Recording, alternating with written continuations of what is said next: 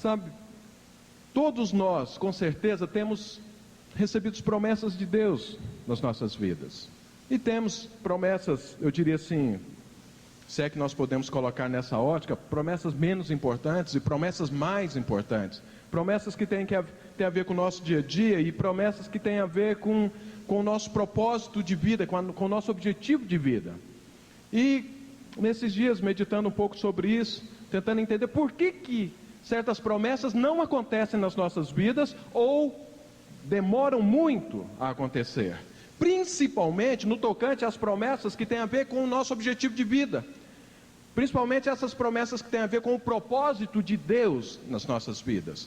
Porque eu creio que todos aqui, se não ouviram, deveriam ouvir de Deus qual que é o propósito de Deus para a sua vida. Deus te chamou para quê? Quando você foi criado, Deus te criou para quê? Para conquistar o quê? Para alcançar o quê? Se você está dentro da igreja, simplesmente porque você gosta de estar na igreja, eu quero te falar que isso é só metade da história. Além de ser bom, existe um propósito, um objetivo, uma visão a ser conquistado. E isso é algo específico na vida de cada um. Então você que já ouviu de Deus, que sabe de Deus desse propósito, que tem esse objetivo, tem essa promessa de Deus sobre você, às vezes isso demora muito a acontecer. E às vezes você se sente perdido, ou desmotivado, ou sem rumo na sua vida, e não entende bem por que as coisas ainda não aconteceram, sendo que Deus falou, e você crê que Ele vai fazer. E às vezes, muitas pessoas que nós conhecemos, ou às vezes nós mesmos, perdemos algumas promessas de Deus. Eu fico falando, mas se Deus falou, por que foi perdido? Então, olhando um pouco isso, estava um pouco preocupado com isso, buscando de Deus. E creio que Deus falou algumas coisas no meu coração sobre isso que eu queria compartilhar com vocês. Mas eu comecei vendo que, graças a Deus, essa dificuldade não é só minha, não é só sua. Que os homens e as mulheres de Deus, da Bíblia, também passaram pelas mesmas dificuldades, né? Eu peguei 2 exemplos. Davi foi ungido para ser rei, e ele se tornou rei, depois de aproximadamente 15 anos, depois que ele foi ungido. Levou 15 anos para que a promessa de Deus se cumprisse na vida dele. Quer dizer, o início do propósito, do objetivo de Deus na vida de Davi, depois de convertido, ou seja, depois de ungido, depois de ter recebido a promessa, levou 15 anos. Olhei também a questão da vida de Paulo. Paulo, quando ele se converteu, Deus pôs uma promessa na vida dele.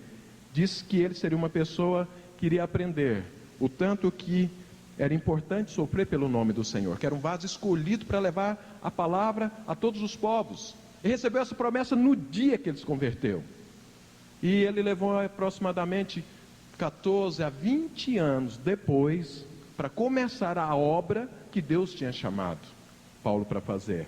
Então eu vi que não sou só eu, não é só você que tem dúvidas nisso, mas a promessa aconteceu na vida dele. Demorou, mas aconteceu. E às vezes nas nossas não está acontecendo, e às vezes tem muito mais tempo do que isso. Então por quê? E a primeira coisa que o Senhor me colocou no meu coração é que as promessas não se cumprem porque nós estamos na posição errada. Sabe, irmãos, a proteção de Deus nas nossas vidas, ela vale para qualquer lugar que nós estamos.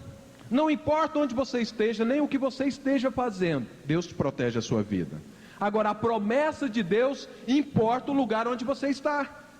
A promessa de Deus na sua vida não é como a proteção de Deus sobre a sua vida. A promessa de Deus na sua vida depende de uma posição, de um lugar, e esse lugar se confunde com posição, se confunde com seu caminho de vida. Então, eu diria que essa posição, não estou falando de algo só físico, ainda que possa ser algo físico, mas depende disso. Então a promessa vem sobre as nossas vidas quando nós estamos na posição certa, no lugar certo, no caminho certo. Se nós sairmos daquele lugar, daquele caminho, daquela direção que Deus nos deu, muito provavelmente a promessa vai cair por terra, porque ela é condicional. Sempre as promessas de Deus para as nossas vidas, elas são condicional. Agora, eu estava olhando, quem é que talvez na Bíblia representa mais a promessa de Deus sobre a vida de um homem do que Abraão? Abraão foi o homem que Deus prometeu, Deus fez uma promessa na vida dele. E ele esperou, e ele conquistou a promessa. Então eu fui olhar a vida de Abraão. Deus mostrou coisas ótimas, coisas que eu ainda não tinha percebido ainda na vida de Abraão. E creio que isso são princípios espirituais que têm muito a ver conosco. Então, abra sua Bíblia em Gênesis 2. Foi a primeira vez que Deus apareceu para Abraão.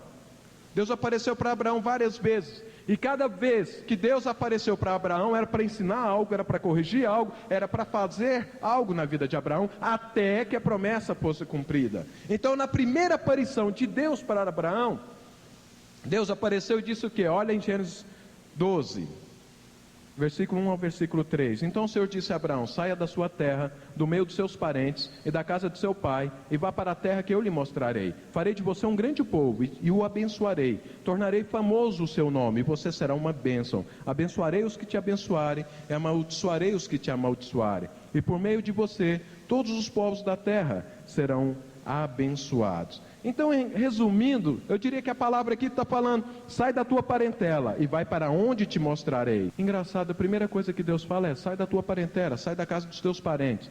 Eu fico pensando, será que Deus tem alguma coisa com os nossos parentes? Será que Ele não gosta dos nossos parentes?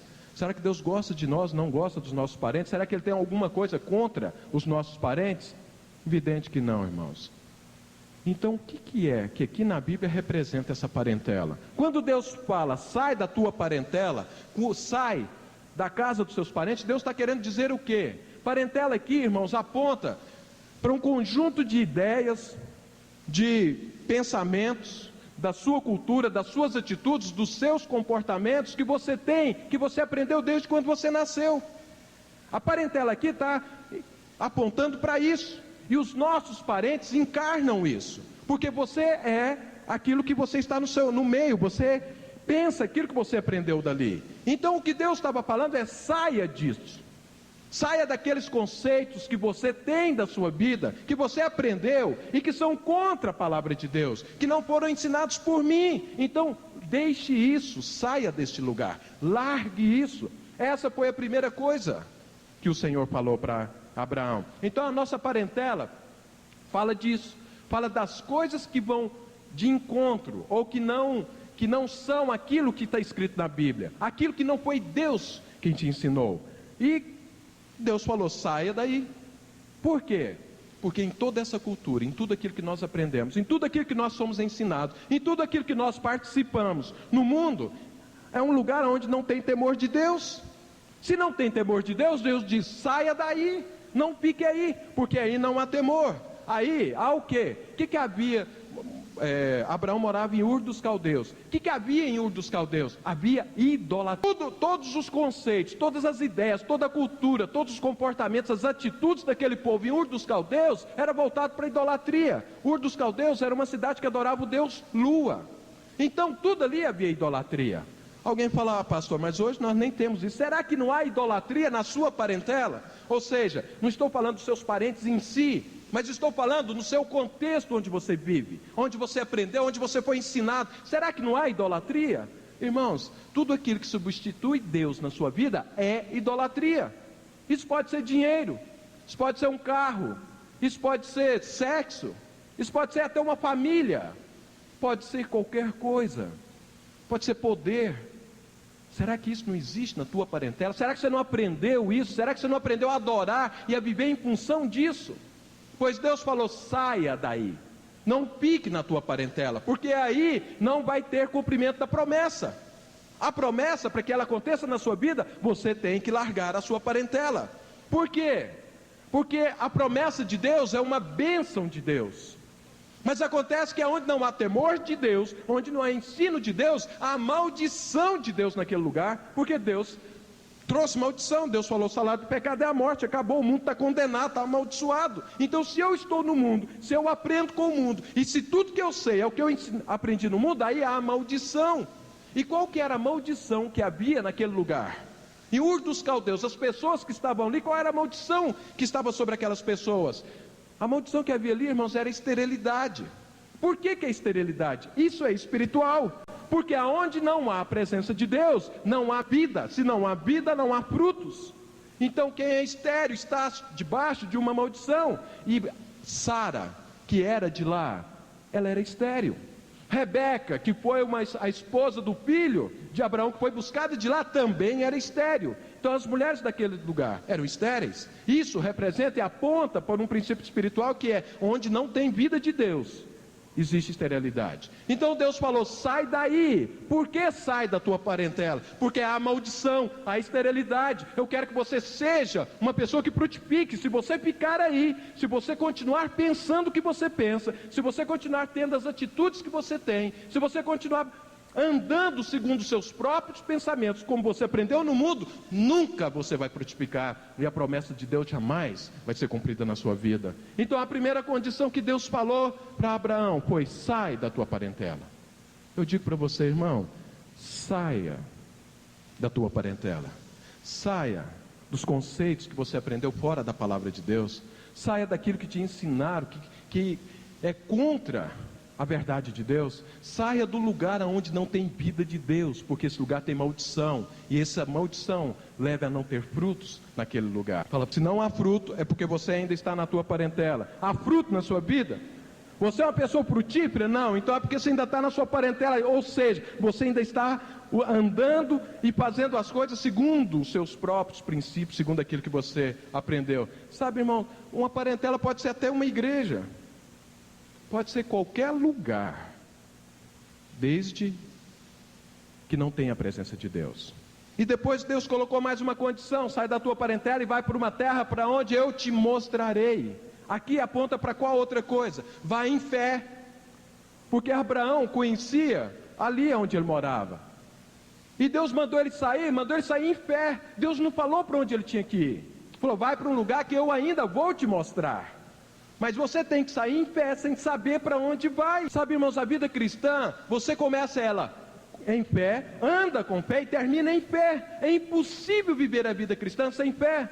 Então a primeira coisa que Deus falou para Abraão é: olha, eu quero te abençoar, eu quero que a promessa que eu estou fazendo para você se cumpra. Mas você tem que fazer duas coisas inicialmente: sai da tua parentela e vai para onde eu vou te mostrar. Ou seja, anda em fé comigo.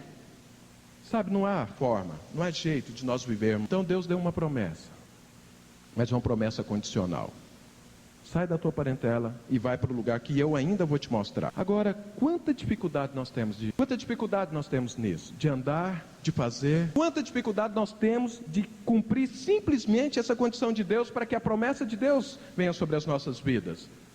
Sai da tua parentela e anda em fé.